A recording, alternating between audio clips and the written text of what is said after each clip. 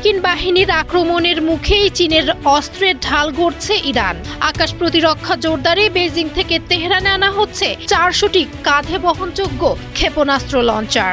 অল্প সেনা দিয়ে পরিচালনা করা এই ক্ষেপণাস্ত্রগুলো ঘন ঘন স্থান পরিবর্তন করতে পারে, যা ইরানের অস্ত্রের ভান্ডারকে বহুগুণে পরিপক্ক এবং শক্তিশালী করবে।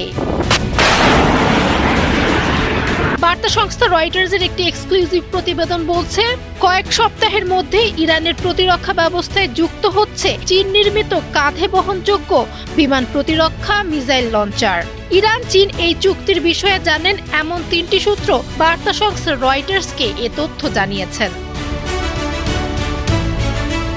কাঁধে বহনযোগ্য বিমান প্রতিরক্ষা মিসাইল লঞ্চারগুলো ইরানকে দিতে যাচ্ছে বিশেষ সুবিধা। সামরিক বিশেষজ্ঞরা বলছেন, এগুলো দ্রুত বিভিন্ন স্থানে ছড়িয়ে দেওয়া যায়, অল্প সংখ্যক সেনা দিয়েই পরিচালনা করা যায় এবং ঘন ঘন স্থান পরিবর্তনও করা যায়। ফলে স্থায়ী আকাশ প্রতিরক্ষা ব্যবস্থার তুলনায় এগুলোকে সহজে লক্ষ্যবস্তু বানানো কঠিন। ইউরোপের একটি নিরাপত্তা সূত্র জানিয়েছে, তাদের দেশের কর্মকর্তারা ইরানের কাছে কিউডব্লিউ সিরিজের ম্যান প্যাডস বিক্রির সম্ভাবনা নিয়ে কয়েকটি চুক্তির আলোচনা সম্পর্কে জানেন। এর মধ্যে কিউডব্লিউ-12, কিউডব্লিউ-18 এবং কিউডব্লিউ-19 ব্যবস্থাও রয়েছে।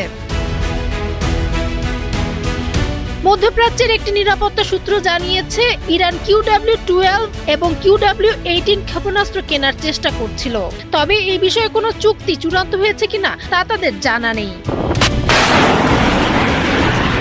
কিউডব্লিউ-12 এবং FN-16 হলো কাঁধে বহনযোগ্য ইনফ্রারেড নির্দেশনা নির্ভর ভূমি থেকে আকাশে নিক্ষেপযোগ্য ক্ষেপণাস্ত্র ব্যবস্থা। নিচু দিয়ে উড়ে যাওয়া যুদ্ধবিমান, হেলিকপ্টার ও ড্রোন মোকাবিলা করতে এগুলো তৈরি করা হয়েছে। সহজে স্থানান্তর করা যায় বলে সামরিক ঘাঁটি, জ্বালানি অবকাঠামো ও অন্যান্য গুরুত্বপূর্ণ স্থাপনার আশেপাশে এগুলো দ্রুত মোতায়েন করা সম্ভব। একসঙ্গে শত শত ম্যান প্যাডস হস্তান্তরিত হলে ইরানের স্বল্প পাল্লার আকাশ প্রতিরক্ষা অস্ত্রের ভান্ডারকে উল্লেখযোগ্যভাবে বাড়িয়ে দেবে এবং চীনের সঙ্গে তাদের গভীর সামরিক সম্পর্কের বিষয়টি পুনর্নিরূপণ করবে।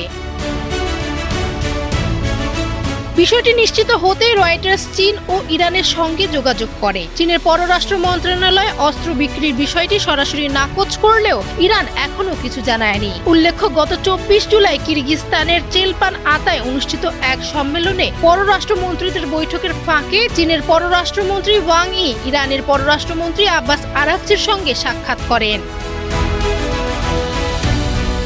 ডেস্ক রিপোর্ট, সময়ের আলো।